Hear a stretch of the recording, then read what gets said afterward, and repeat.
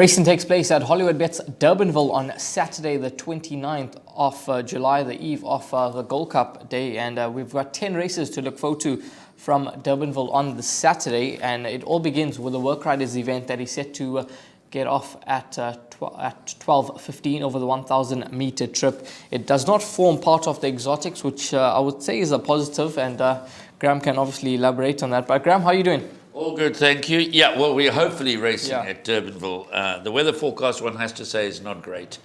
So the guys out there must keep watching the media for updates and the going and so on. But we're obviously doing the show on the Friday morning, and no decision has been made, and the rain that is predicted hasn't yet started to fall. So we'll go ahead, because sometimes the weather forecasters like us, they get it wrong. Yeah, absolutely. And as you heard from Graham, do take note of the weather conditions. It is a type of meeting where you can get a few results. And race number 1, Work Riders event. What's your thoughts on this race? Obviously, this horse Go It Alone tops the betting boards.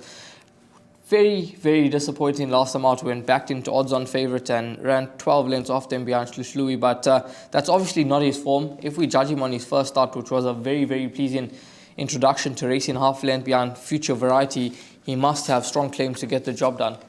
Yeah, he's a very short price favourite, 12-10, number 8, Go It Alone. Gets the services of Louis Burke. Now, Louis Burke, I mentioned this the last time, he's working for the Snae stable. He was a professional jockey. He is now sort of retired from the jockey ranks and is helping the Snae stable as far as I understand. But he can ride. He can ride. The worry here is that Go It Alone, 2 starts, has been slow at the gates both times. Durbanville, 1,000 metres. From the worst of the draw, you slow out. You can have a mountain to climb in the straight. The going is likely to be very much on the heavy side if we go ahead with the race meeting. But as you say, the form of his first run was very, very strong. It's worked out really well. So you've got to give him the benefit of the doubt. Would I be rushing to back him at 12-10? Definitely not. It's a wide open contest. Trey Schick is the second favourite. That stable companion from a better draw. Head Girl gets the services of Callum Dixon, who actually beat Louis Burke last time. They had a Work Riders race. Head Girl won that. It was with the Andre Nel horse. It was with the Callum rides all the Andre Nel. So it wasn't Head Girl, obviously. It was another ride. So Callum Dixon knows his way around the tracks. And Pontevecchio must have a chance. He gets the services of a very good work rider and must have a chance. So fortunately, he's not part of the exotics. I don't want to spend too much time on the first race. My selection would, in fact, be number 3, Trey Schick, to beat the stable companion number 8, Go It Alone, only on the basis that if Go It Alone gives away start, he'll find it very tough. Obviously, Head Girl and Pontevecchio for the minor placings. Well, the snake horses here, numbers 3 and 8, do look to be the horses that could potentially fight out the finish. Next up, we'll move along to race number 2, which is set to be run over the 1,000 meter trip. And race 2 is the start of the Jackpot. 10-1 is the time that you need to get your bets on. And Kaitira, this individual from the Andre Nel yard, she's obviously produced 2 pleasing efforts today, running third on both starts, and she's definitely a one that does have scope for improvement, returning off a rest. But I would say that she's in a fairly good space given the form of the Andre Nel yard over this sort of wet season down in the Cape. Interesting. Nothing to choose between Kaithera and Strata.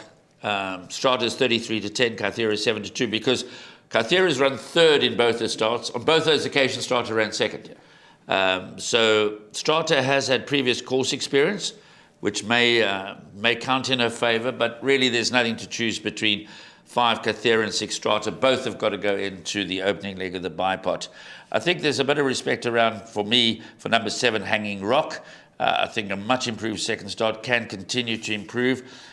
Trip to the Woods, got nice form, improving, but the 12 draw at Hollywoodbets Durbanville, that can be a bit of a killer. So Trip to the Woods is going to need a lot of luck in running. Niall, the boss, has shown some form, could get into the back end of trifectas and quartets. But I do think the outcome rests between numbers 5, Kaithera, and 6, Strata. And they're drawn better than Trip to the Woods, and I think they could fight it out. And I think those 2 should be enough for the opening leg of the Jackpot. That's horses 5 and 6 that you can include into leg number 1 of that Jackpot. Next up, we'll move along to race number 3, which is the start of the place accumulator over 1,600 meters. And this is a juvenile plate for the fillies. Get your bets on by 1 on the afternoon. Now, just having a look at this race, Graham, it's a race where obviously Snape seems to hold a strong hand with these 2 horses, Montreal and Epi Kleros, and the Epicleros second run behind Beach Bomb, that looks a whole lot better now that Beach Bomb came through to win quite a nice race, and she was a comfortable winner. But I like the look of this filly Montreal. Now, last time out, she showed nice improvement in the soft going. I think that she's only going to get better with racing, and now that she steps up to 1,600 meters, obviously she's held behind the likes of Analytic and Women's World on that Green Valkyrie run. But I just feel that there's more upside to her than the other two. I don't think there's a lot to choose between Women's World and Epicleros. They ran behind Miss New York, and they were separated by a head. One might say that Epicleros was finishing the better of the two on that occasion, might just get her nose in front of number 5 Women's World. But then you've also picked up the Green Valkyrie form line, which brings Analytic and Montreal into the picture. I think this could be quite a trappy little contest because I think they're pretty evenly matched. So I would include all of numbers 2, 5, 7, and 8. And there's even a chance that number 3, Red Palace, could find a top 4 finish. So it's not an easy race. It's quite open. As the betting suggests, Epicleros is the 5-2 favourite in the anti-post market, with Women's World at 7-2, Analytic and Montreal at 5-1, and Red Palace at 11-2. So there's not a lot to choose between them. Whoever handles whatever the prevailing racetrack conditions are, we're going back to Hollywoodbets Durbanville for the first time in a while. So some of them have never seen the course, some of them have seen the course. Women's World has never raced there before. Epicleros has never raced there before, but Montreal has, albeit it was on her debut when she ran poorly, but she's seen the track. So that could make a difference as well. So I don't know if you can take the form literally, the Kenilworth form literally, as they go to Hollywoodbets Durbanville for the first time, but it should be, a closely fought finish. Yeah, as you heard from Graham, they're quite a trappy event, and you possibly want to include as many as you can, and hopefully you can double up, if not treble up, in the first leg of that place accumulator. Next up, race number 4, the start of the Pick 6 over 1,600 meters. This is an open maiden that goes off at 2 o'clock, and it's a race where obviously Oliver tops the boards, but he is returning off a layoff, which could be a slight concern in these conditions. Doesn't have the racing fitness on his side. This horse Greenland, now Snaith Yard were a bit flat the other day, but I'm hoping that they can bounce back to form. And this horse Greenland, best off the draws, stepping up in trip. He's run behind Shlushlui in his first 2 starts. Shlushlui ran an absolute cracker in the Langerman. A bit unlucky not to get the victory there, but he looks to be a nice type. And I think this horse is just going to make vast improvement now that he steps up to a mile. We're on the same page. I'm going to take a chance in the opening leg of the Pick 6 and narrow my choices down to just 2 runners. I'm going to include number 3, Oliver. Adam Marcus Stable has been, they've not had many runners, but in the last couple of weeks, the horses have been going well. Keegan DeMello takes the ride from a good draw. So Oliver, who's had experience at the track, has been placed at the track. That's in his favour. So I'm going to suggest that we include number 3, Oliver, who, by the way, is the anti-post favourite at 3-1. But the only horse I'm backing him up with would be the unexposed 2-year-old Greenland. He's had the 2 starts behind Shlushlui. He's cracked the inside gate. I'm also a bit concerned at the way the Justin Snaith 2-year-olds ran last week in the heavy going. They didn't seem to handle it at all well, but that was then, this is now. So I'm going to make Greenland the principal threat to Oliver. There are a lot of battling maidens here that have been knocking around the maidens for a while. Mothership is, in fact, the best rated. Her last 2 starts have not been too bad. This will be a 14th start in the maiden ranks, and she's not drawn as well as Oliver and Greenland. So I'm happy to take my chances here. There's a jackpot. 1 carryover, 250,000 rand. So my focus, and we'll get to that in a moment, my focus is going to be on the jackpot because a 250,000 rand carryover, they're expecting the jackpot 1 pool to reach 1 million. So I'm happy to take a chance in the opening leg of the Pick 6. If I go out, my main focus is going to be on jackpot 1. But 1 and 3, Greenland and Oliver, I'm hoping they get us through. Yeah, there's certainly a bit of value with horse number 1, Greenland, at his current price, and he could be the one to possibly get the job done. But as you heard from Graham, jackpot 1, there is a carryover, and that's certainly the bet that you probably want to get involved in. It begins in race number 5, over 1,600 meters, 14:35, the time that you need to get your bets on by. And this is a Class 4 event for the fillies and mares. And I think that this filly, Meta, stands out in this event now. She's been run up in the last 2 starts behind Lucy, the pink, conceding 7.5 kgs. And then last time out, in receipt of 4 kgs, but she just found 1 too good on the day. I think she'll get the job done in this event, and in my opinion, I think she's one of the better bets on the day, Graham. Currently priced up at around 2-1, win over course and distance. I think she'll take a power of beating in this event.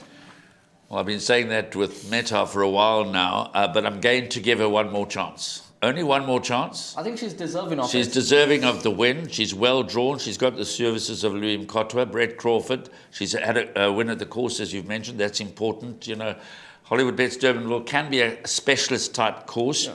So if there is to be a banker on the day, then I agree with you. Number 4, Meta could be the banker. I'm in Jackpot 1. I'm going to back her up, only because she seems to like to get herself beat. And you know, she's run off a 70 the last twice and hasn't won, and the handicappers have seen fit to give her an extra 2 points. So you could argue that she can't win over 70 in the last 2 starts, having run second on both occasions. And now she's gone up 2 points without winning. But that being said, I don't think that's material enough to deny her a winning opportunity. But I'm going to back her up with number 3, Island Treasure, and number 9, Philosophize. So in the Jackpot 1, there's carryover jackpot. I might take 2 perms, one aggressive perm where I bank a number 4, Meta, and then one sort of major perm, a 336 Rand perm I've worked out, and we'll go through that as we go through the races one by one. So 3, 4, and 9 in the opening leg of Jackpot 1 carryover for me, but Meta is my clear first choice. She deserves to win and may have the measure of Island Treasure and Philosophize. Yeah, hopefully Meta can get the job done in race number 5 for the Crawford team, Louis Mkotwa, who will be hoping that Sunday can be fruitful for them with Zapatias, who looks to have a big chance. But yeah, Meta in race number 5, that's going to be the selection for both Graham and myself. We move along to race number 6 over 2,000 meters, the Cape B Stakes, and it's a small field that line up for this event, Graham. Obviously, with the scratching of Quartermain now, it's just a field of 6 that line up for this event, and there's not a lot to choose between these horses. They've met on several occasions. Last time out, 4 of these horses met, and there's not a lot to choose between them. Southern Song maybe coming out on tops on collateral form, but I think this horse Royal Watch will run a very nice race. He has won at the course. He's a winner over the distance, and the soft conditions aren't really a concern for him. I was quite strong on Mucho Dinero last time out, but I'm not quite sure what to make of him because 3 runs in the wet for 3 complete blanks, so maybe he just doesn't enjoy the going. Yeah, you can throw a blanket over this field. Yeah. So in the second leg of Jackpot 1, I'm suggesting you include the field, including the outsider. We're not going to leave out Inamorari. Yes. I'm going to throw in the scratching as well in case the favourite ends up winning. You can double up. The betting tells the whole story. Number 5, Mr. Monocle, is 3-1 favourite. 4, Sudden Song, and 7, Royal Watch at 7-2. Mucho Dinero at 15-4, which is just short of 4-1. Number 3, Coronation Time, 4-1. So over those, you can throw a blanket. Yes, Inamorari is a double figures, but if you're going to put them all in, you look a little silly leaving out number 2, and then it comes storming home to a surprise victory and you go out. So, you know, I'm going to put the whole field in this leg. As I said, my Jackpot 1 permutation, a full unit, will cost you 336, and we'll go through it race by race. But any one of these can win, but I'm going to go with Mucho Dinero. I hear what you're saying, 2 runs in the wet for a blank, but I think it's its 3rd run after being rested and gelded. This is his peak run. He's not run badly behind Scalini and Coronation Time. He's got 3 lengths to find with Coronation Time, and as you say, they've met each other several times this field, and there's not a hell of a lot to choose between them, but they've always regarded Mucho Dinero. He showed terrific potential earlier in his career. He's beautifully bred. He's a very good-looking horse. So I'm going to side with Mucho Dinero, but I've already told you I'm putting the field into the second leg of Jackpot 1. So it's not a confident choice. It's going to be heads up and heads down. It's, it's not going to be, there's not going to be much separating the slot. Any one of these could win. Yeah, absolutely. It's that type of race here. It's a field of 6 over 2,000 meters, and all 6 of these horses you can make a claim for. So as you heard from Graham, it's a field race in Jackpot 1. We move along to race number 7, which will be the start of Jackpot 2, 2,000 meters, the trip, 15:45, the time that you need to get your bets on by. It's a Class 4 event for the fillies and mares, and it's another race where a few horses do have winning chances. This horse, Lucy the Pink, now, I didn't quite think that she would go on to be a bit consistent in her career because she seemed to be a battling maiden, but she won, and then she took a bit of time to find her feet again, but she's now in good form, and I think if Meta wins, I think this filly will go very close because she enjoys the wet. I know she's had 3 blanks at Durbanville, but with just 52 on the back, I think she's a horse that could run a huge race, and I don't see the 2,000 meters being a concern whatsoever. She's got Zippy over held at the weight on her last start, so I think she could probably be the one to beat. I think she is the one to beat. Number 5, Lucy the Pink, priced up second favourite at 3-1. They do have number 2, Zippy over at the top of the betting boards, but there was a length and a quarter between them last time, over 1,950 metres, a very similar distance. And there's now a 2 kilogram pull in the weights for number 5, Lucy the Pink. So I'll make number 5, Lucy the Pink, the top choice, ahead of number 2, Zippy over. But I'm going to include 4 in the third leg of Jackpot 1, the carryover Jackpot. I'm also going to throw in numbers 3, Peut-être Moi, and 4, Estimated. The Vaughan Marshall stables come well in recent times, and Richard Faree teams up with Estimated. And although well beaten by Zippy over, you look at it, it can't turn over the form, but doesn't always quite work out that way, especially when the going is tough and there's a change of course. That was at Hollywoodbets Kenilworth. This is Durbanville. Peut-être Moi was also well beaten by Zippy over, but I'm going to throw them in. But in order of choice, it would be 5, Lucy the Pink, ahead of number 2, Zippy over, then 3, Peut-être Moi, and 4, Estimated. But I'm going to throw them all 4 into the third leg of Jackpot 1. But my first choice would certainly be number 5, Lucy the Pink. She should be very, very effective off bottom weight, 52 kilograms. Yeah, absolutely. Graham and myself, we both are with this 3-year-old daughter of Louis the King. Hopefully she can get the job done and notch up career win number 3. Next up, we move along to race number 8, 20 past 4, the time that you need to get your bets on by 1,800 meters the trip. This is the Cape A Stakes, average rating of 100. And Solar Power, well, he's been very, very impressive, and he loves it when it's wet. And he's a worthy favourite, I'll say that. But I think his stable companion is a huge runner here. He's at around 9-2 in the market. He's got the inside draw. Having a look at the race, I can see him getting the lead on a silver platter, because from that inside draw, he's going to be there for free. Cabello rides. He enjoys Hollywoodbets Durbanville. And on his last start to Solar Power, he's 1.5 kgs better off. So I think he's going to run an absolute cracker. I agree with you again. I can't understand the betting. I'm not saying they've got a drop. Yeah. I'm not saying Solar Power won't finish ahead of his stable, but at the weights, the Futurist should beat him. So how is Solar Power 28-10 and number 1, the Futurist, is 9-2? I don't quite understand that. I do think Brett Crawford holds pocket aces here. I think although Snaith has got 4 runners in the race and there's only 8 in the field, and Snaith trains half of them, Crawford's got the 2, and I think Crawford may have the upper hand here. But like you, I'm in the camp of number 1, the Futurist. I think 9-2 is a massive price. Solar Power, healthy respect. He's come well in a big way. He's obviously loving the conditions. In very good form. Has got the worst of the draw. Shouldn't be too material over 1,800 metres, but nevertheless, even on the strength of their last form line, as you've mentioned, the Futurist should finish ahead of him, but you've got to throw them both in. Again, I'm going to put 4 horses into the last leg of the Jackpot. My perm total is 336 when you work it out. So clearly the 2 Crawford horses, number 1, the Futurist, who's my top choice, ahead of number 8, Solar Power. I'm going to include only one of Snaith's horses. I'm going to go with the fact that Grant van Niekerk is riding number 7, Navy Strength. And I'm going to include then, because of that last form line, throw in Andre Nell's runner. You made the comment earlier that Andre Nell's horses are running quite nicely in these conditions, and that number 2, Master Redoubt, would certainly not be winning out of turn. It's been a long, long time since he last tasted success, but he's won at the course. His form at this course is pretty good. 5 starts for a win, a second and a fourth. So he likes the track. The conditions he's quite happy with. I know he's held firmly by Solar Power on the last run, but again, I'm saying you can't take that form too literally, I don't think. So yes, 1, 8, 7, and 2. Those are my 4 selections in order of preference, but I'm throwing them all into the final leg of the Jackpot. And that Jackpot perm for a full unit would cost you 336. And hopefully we get it. Yeah, hopefully it does arrive. And Brett Crawford, his 2 runners do look to have leading claims, and from Graham and myself, we're going to be with horse number 1, the Futurist, but throw in horses like Navy Strength and Master Redoubt. We'll move along to race number 9, which is set to be run over 1,000 meters. 16:50 is the off time here, and it's a tricky type of race, Graham, because they've got this horse from the Adam Marcus yard at the top of betting boards, Jury Duty.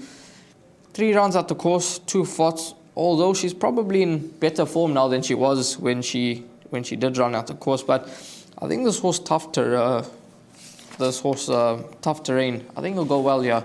Last time out, a bit surprised that he got beat, but it was a narrow margin. He's got 61.5 to shoulder once again, but I think back at Hollywoodbets Durbanville, well drawn, I think he'll get the job done.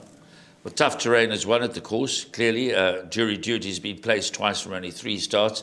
Tough Terrain was a good find by Sheldon Peters. We did the show together that time, and big price Tough Terrain was at double-figure odds when he made a Tough Terrain the choice, but unlucky perhaps to go down to Easy Money. But I'm not sure about the strength of that form. Easy Money runs in this race as well, but this race is up for grabs. There are many with chances. Jury Duty's unbeaten with Keegan DeMello. He's ridden it twice for 2 wins. If you had said to the connections of Jury Duty, when she started out her career, that she would ultimately win 5 or perhaps even more races, they probably would have laughed at you, because she had a very slow start to her career. She won and then suddenly she's blossomed. I mean, she's just reveling in these conditions. She's yet to win at Hollywoodbets Durbanville, but she's only had the 3 starts there.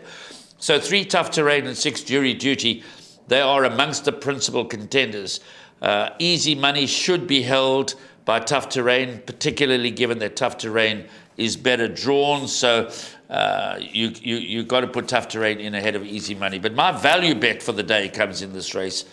And although it's been 770 days since its last one, it's cracked pole position. It's got 52.5. Josh Solomons is just itching to get back into the winner's enclosure. Greg Enyon, he's also continued to run well throughout the winter. So for me, number 1, Wordsworth, is my value bet for the day, jumping out of pole position, and was also in that race with Easy Money and Tough Terrain. So I don't think there's a lot to choose. This race could produce a surprise result. It is the last leg of the place accumulator, last leg of the pick 6, and the third leg of Jackpot 2, remembering that Jackpot 2 starts in race 7. I think you've got to go pretty wide. I think you've got to include all of numbers 1 Wordsworth, 3 Tough Terrain, 6 Jury Duty, 8 Easy Money, and possibly also number 9 Final Move at the very least. I think it's quite a tricky little race over 1,000 meters. You need to get away to a good start. Tough Terrain, Jury Duty, probably the top 2 choices, but my value bet is 1 Wordsworth. Yeah, quite a competitive event in the final leg of that pick 6. So if you're running in that pick 6, you probably want to have a bit of cover in the last leg just to ensure that it's coming home for you.